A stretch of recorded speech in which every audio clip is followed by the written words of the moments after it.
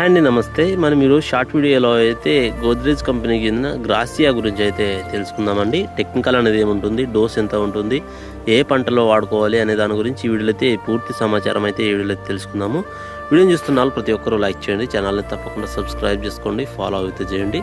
So వీడియోలోకి వెళ్ళినట్లయితే మనకు గోద్రేజ్ గ్రాసియాలో టెక్నికల్ అనేది తెలుసుకున్నట్లయితే ఫ్లుక్సామెటామైడ్ అనేది మనకు ఇందులో ఉండడం జరుగుతుంది.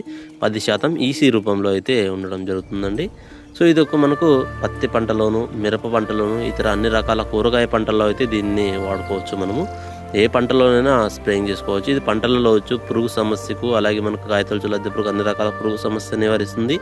దీంతో పాటు మనకు తామర పురుగును అయితే కూడా కంట్రోల్ చేయడం జరుగుతుందండి. మేజర్గా మనకు మిరప పంటలో నల్ల తామర పురుగు సమస్య ఎక్కువగా ఉంది. సో ఈ నల్ల తామర పురుగు నివారించడానికి చాలా సమర్థవంతంగా అయితే పనిచేస్తుంది.